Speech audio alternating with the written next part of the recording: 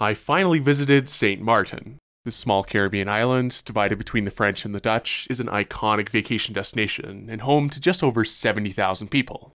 It is also a bucket list destination for aviation enthusiasts, made famous for the low landings over Maho Beach at the end of the runway at Princess Juliana International Airport. For me personally, I basically grew up watching low-resolution videos of St. Martin right here on YouTube, and ever since I started posting videos of my own, I knew it's one place I had to go visit at some point. After saving up for a while, an opportunity came up to go, and I booked a vacation there for February last year. Why am I posting this only now? Well, what better way to celebrate 100,000 subscribers? So join me as I spend a week in paradise and see what this amazing island has to offer in stunning beaches, scenery, and of course, airplanes. Naturally, getting there is half the fun, and the journey started, as most usually do on this channel, in Calgary's domestic terminal. For a couple different reasons, Air Canada ended up being the best way to get there, but obviously through Toronto. At the time, that Toronto to St. Martin flight only flew once a week and left in the late morning, which meant I had to grab a red-eye flight from home to make it to Toronto in time. The first flight over will be on board this old livery 7879 Dreamliner, delivered in May 2016 and registered as Charlie Foxtrot Golf Hotel Zulu. Interestingly, this registration used to belong to a Canadian Airlines 747-400, which later became one of Air Canada's. To my knowledge, I think that's the only 747 registration that AC has reused on any of their planes. Probably just a coincidence, but given the history, I do wonder if somebody at AC from Canadian was behind that. Now, since this is a wide body with proper lie-flat seats, I also splurged a teensy bit and put in an offer for a bid to upgrade, with the hopes of getting a pod for a better, albeit short, sleep. I've done this before on another flight, and they accepted the lowest amount 48 hours before. Fortunately, that was the case today too, which was also a nice surprise for my travel companion, who was certainly not expecting that. Even with a bid to upgrade, you still get access to AC's Maple Leaf Lounge. Unlike WestJet's, they sensibly stay open until midnight for the red-eye departures. There's not much in the way of food at this time of day, as you'd expect, but there are still plenty of free drinks and lots of open seats. Sometime around midnight, boarding eventually started, with Zone 1 shuffling through the bleary-eyed crowd and onto the Streamliner for the next 3 hours or so.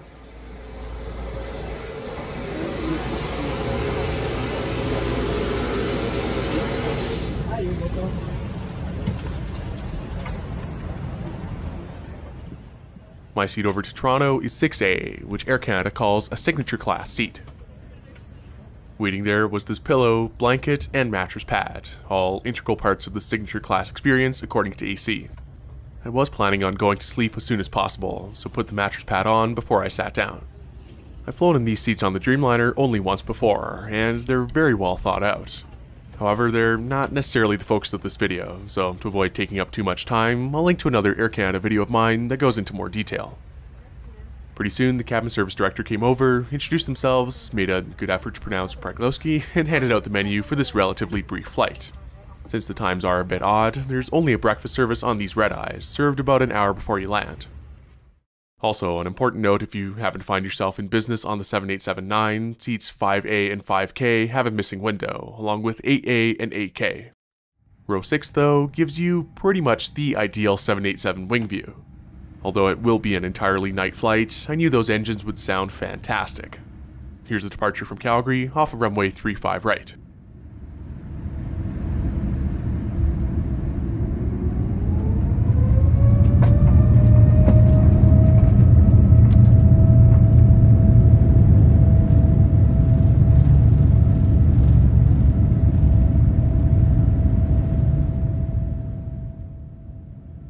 I stayed awake just a bit longer, hoping to see some northern lights, which I've had some luck with on other red-eye flights. Unfortunately, they didn't quite make an appearance, so off to sleep I went. I was woken up maybe 2 hours or so later with this hot towel service. I quickly dozed off again and woke up to the meal tray in front of me. Here we had Air Canada's usual breakfast of an omelette with a croissant, bun, some fruit, yogurt, and this cup of coffee. The omelette is honestly one of my favorite things about Air Canada's business class. It never fails to hit the spot, even if they have changed it slightly in recent months. I find Calgary to Toronto is one of those red-eye flights that just feels a bit too short to actually get a decent amount of sleep, especially when you want to take full advantage of that seat. I did think about skipping the breakfast service, but after reading it, I was glad I didn't. That service is very well timed though, and wrapped up neatly as we were approaching Toronto. Unfortunately for my engine view though, the windows fogged up pretty badly on the descent, which I've never seen to this extent. There is a wing and engine out there, I promise.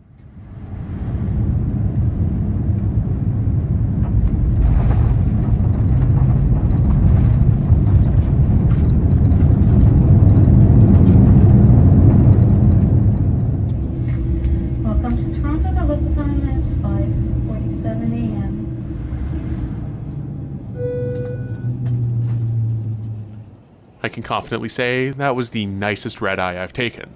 I definitely could have slept for longer, but even 2 hours laying flat is much better than sitting upright.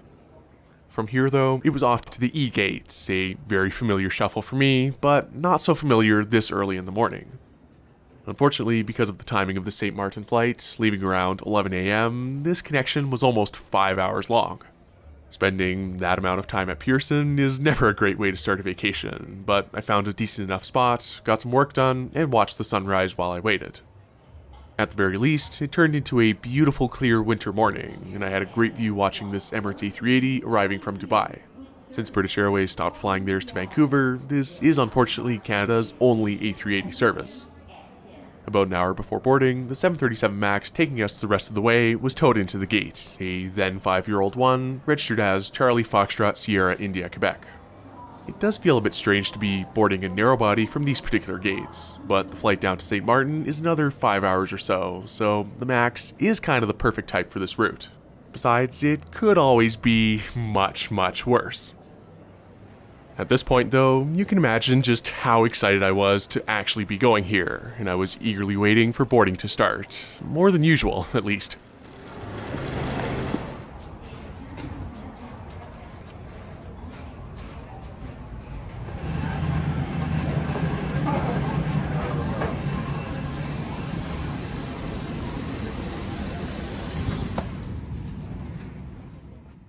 Business class was, unsurprisingly, fully booked on this one, and so my seat for the next 5 hours was 13A, one of the preferred seats in the first half of the cabin.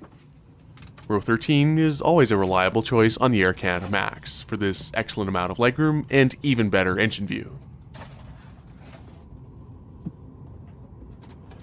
I've flown on Air Canada's MAX plenty of times now, and long story short, the seats all have the usual things you'd expect, plus adjustable headrests and power ports. Also, strangely, the in-flight entertainment screens seem to be grossly overestimating the MAX's range. Departing for a warm and sunny St. Martin. My name is John McCrompus. My pleasure to be your captain on today's flight.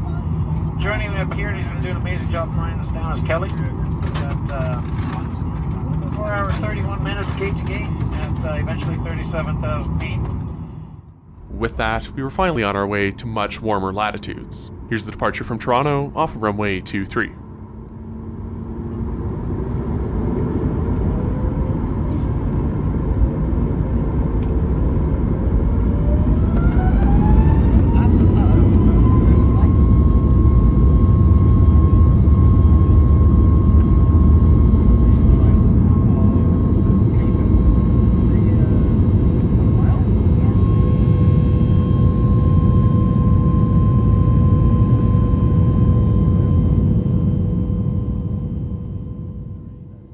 We headed southeastbound from Toronto, climbing through the clouds and getting some nice views of the southern coast of Lake Ontario as we settled in for the next little while.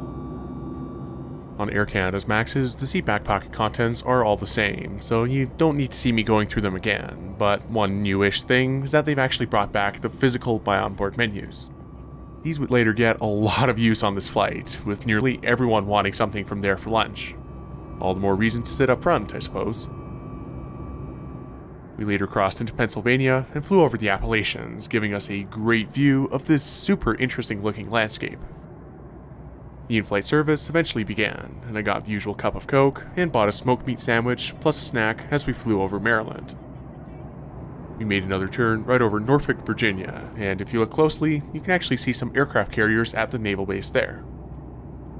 With some more views of the city and the far northeastern part of North Carolina, we left mainland North America behind and headed out over the Atlantic. Without much else to look at outside, I fell asleep for the next couple of hours and woke up just north of the Tropic of Cancer. That was just in time for the second drink service as we approached the northeastern Caribbean and started our descent. The St. Martin weather is a light breeze out of the east, the temperature 27 degrees, and scattered clouds. On behalf of all of us here at Air Canada, we do appreciate you choosing to fly with us. We hope you have enjoyed your trip and have a pleasant stay in St. Martin, wherever your travels may take you. Even sitting here, looking at just water down below, I was extremely excited for the week ahead. The thing is, my warm weather vacations have not really been anywhere outside of the US. Realistically, this is quite a long way to go for some double-digit temperatures, and you can see why most Western Canadians usually stick to Mexico or the southwestern United States. I knew this would all be worth it though. Pretty soon, that water down below got closer and closer, and here's our arrival into St. Martin, landing on runway 10. You have no idea how long I've wanted to say that.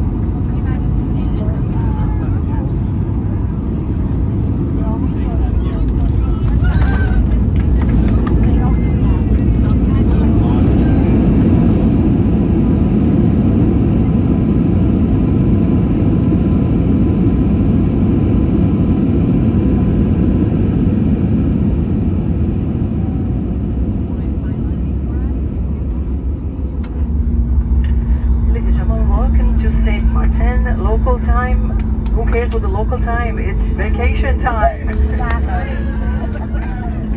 Oh, you guys are all so lucky. Yep. It's 20 after 4.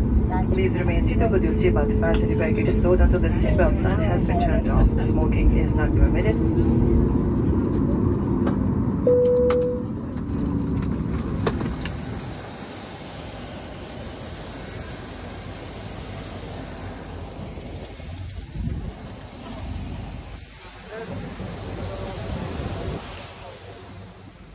It's hard to explain just how surreal this felt in the moment, but here we are.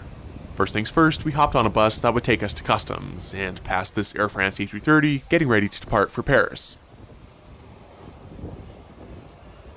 After a pretty straightforward trip through customs, I now had another new stamp in my passport. Stepping outside into the warm Caribbean air felt amazing, even if I was dressed for about 30 degrees colder. With luggage in hand, we hopped into a taxi towards where we'd be staying for the next few days, and passed right by Maho Beach itself on the way. That would be the focus of tomorrow, once I had a proper night's sleep. Now, obviously, with a trip like this, it's worth staying close to the action, and so I chose the Sonesta Maho Beach Resort, which was just a short walk from said beach. It is an all-inclusive, which was also a first for me, but given the location and the potential for airport views from the room, I figured it was the best choice. While checking in, we were welcomed with cold bottles of water and even cold towels too, which were much appreciated. We booked a signature island view room on the 10th floor, which was spacious, air-conditioned, and most importantly, had this absolutely insane view looking out at the airport and the rest of the island. From the balcony, you could see pretty much the entire runway, with the exception of the actual beach to the south. That was fine for my purposes, since I planned on doing most of my spotting from down there anyway. The balcony still proved to be an excellent spot for departures, and that Air France A330 from before happened to be taxiing for takeoff right at that moment. For context, Princess Juliana Airport has a single runway, runway 1028, oriented roughly east-west. It's the main gateway to the island, and is one of the busiest airports in the northeastern Caribbean. It also serves as a hub for flights going to nearby islands with smaller airports of their own. Part of what makes this airport so unique is that terrain right off the end of the runway. The runway 28 end isn't typically used for arrivals for that reason, but heavier aircraft, including most twin-jet widebodies, do depart that direction, going westbound over the beach instead. Enjoy this A330 taking off right into a beautiful sunset.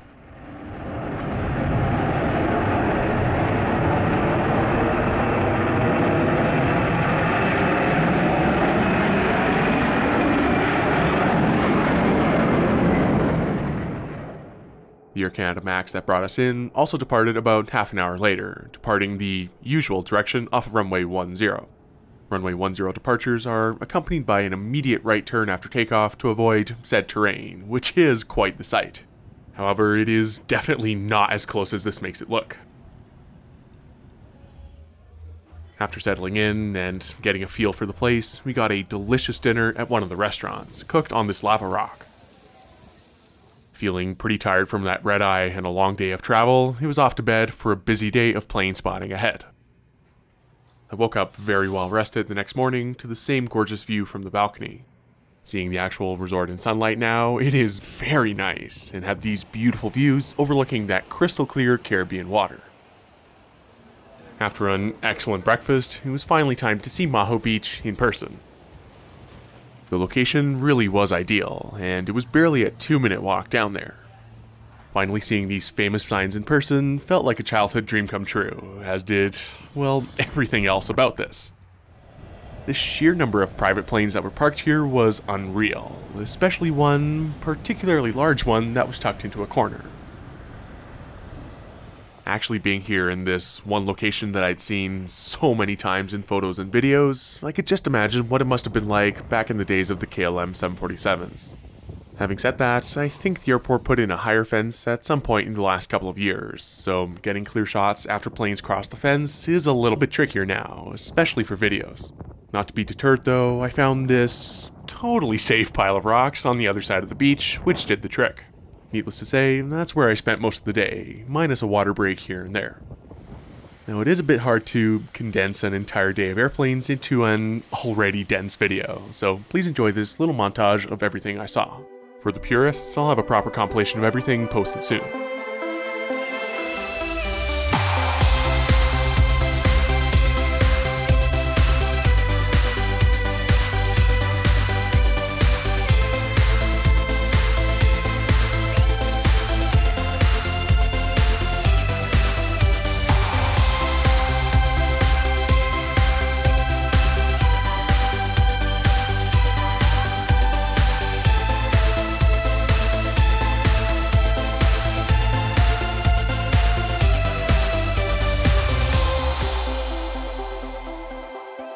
After what was a very productive day on the beach, not doing beach things, I went back to the resort to wait out a brief but quite intense rain shower. Trying out some of the other restaurants that evening, the Sonesta has a great atmosphere, although looking out at the water and seeing nothing is an eerie sight. Now, some of the days here were not necessarily spent right on St. Martin, and I don't want to give too much away at this point, but they were well spent on other aviation-related nonsense. I did go back to Maho plenty of times throughout the week, and it is a great place to watch the sunset over the water, plus the occasional twin otter flying over.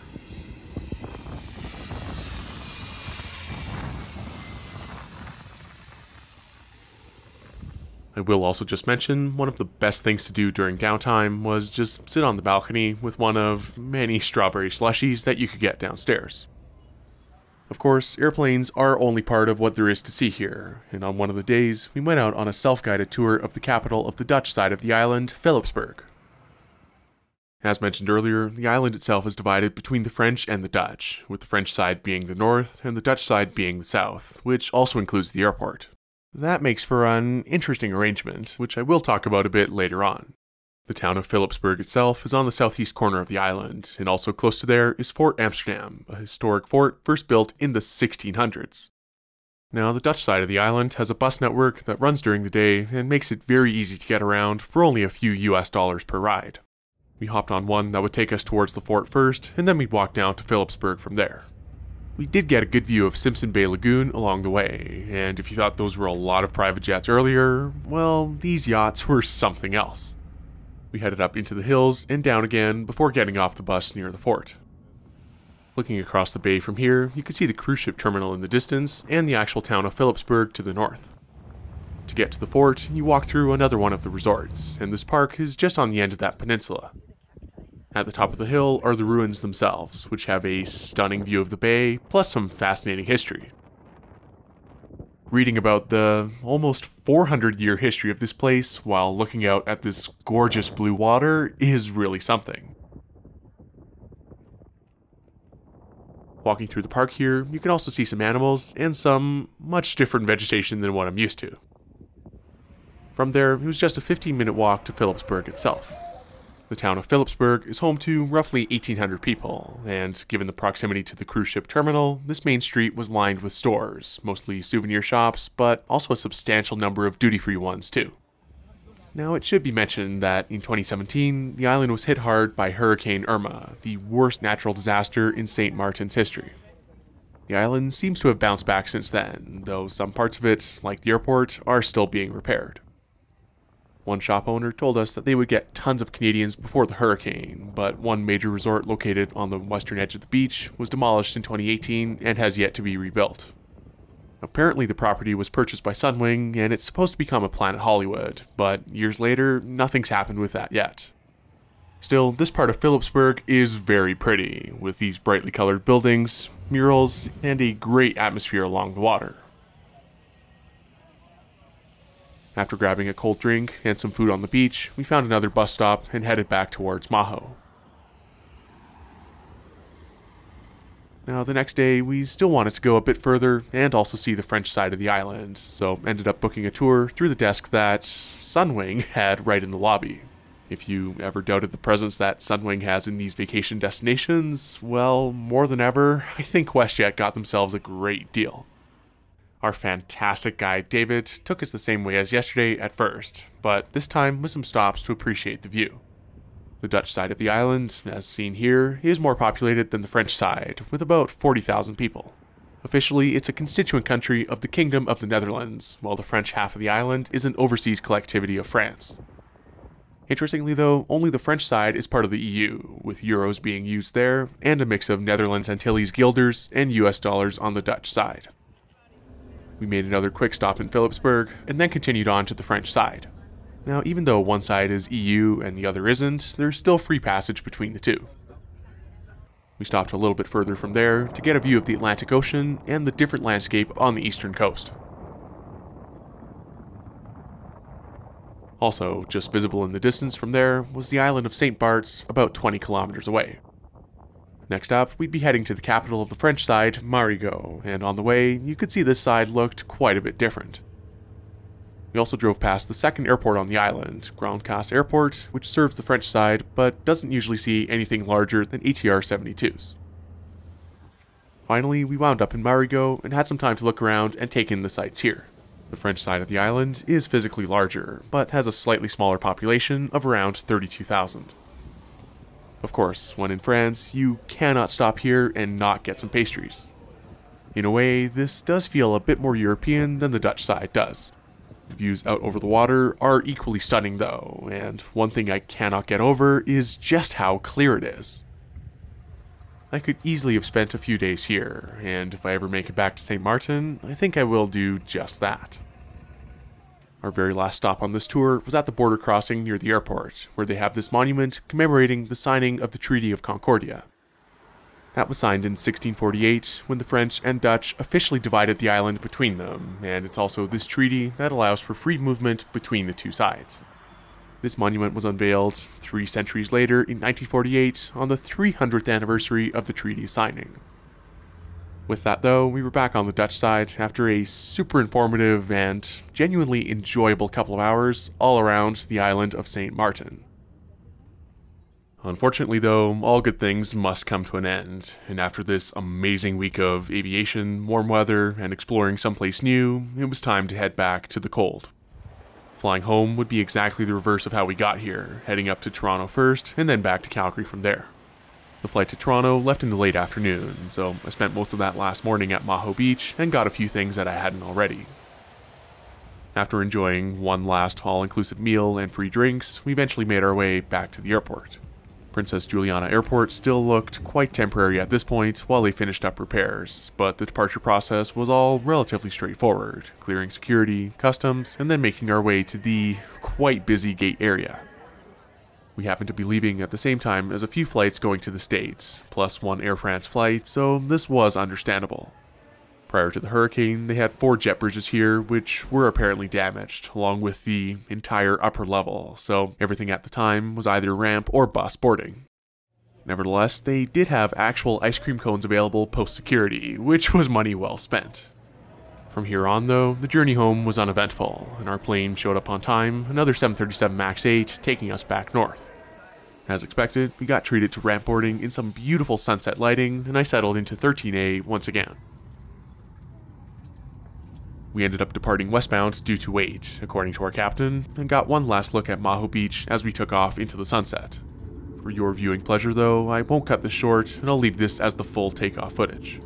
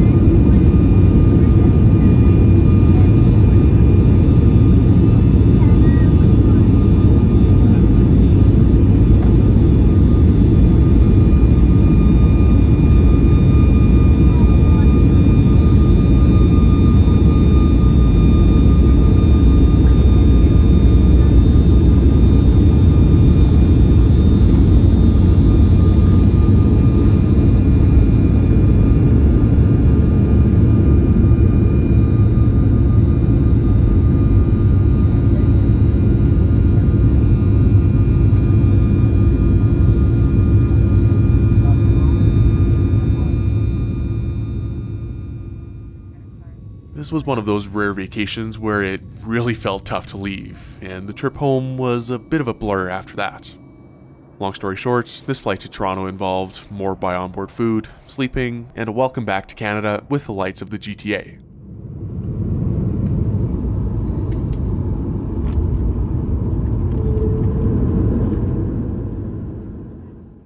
We then spent a lengthy amount of time in Pearson Purgatory, otherwise known as International Baggage Claim, and then, unfortunately, an overnight, since it was too late to make any other flights to Calgary the same day. Waking up in the literal opposite of this past week was not great, but this very last flight home was at least another Dreamliner, which involved a bit of a delay, a nice exit row seat, some 787 wing view goodness, broken IFE, more buy on board, and then finally home to more snow. That all said and done, this was truly the trip of a lifetime, and I cannot thank you all enough for watching, and for watching my silly little airplane videos over these past 13 years. I don't think 2011 Alex could have ever imagined what making a YouTube account would turn into. It has been an absolute privilege to be able to share my passion for aviation like this, and I'm forever grateful for everyone who comes back time and time again to watch a new video. That's also not to mention the countless people who I found a common interest with because of these videos, especially those who have become a huge part of my life. So, sincerely, thank you, and I will see you in the next one.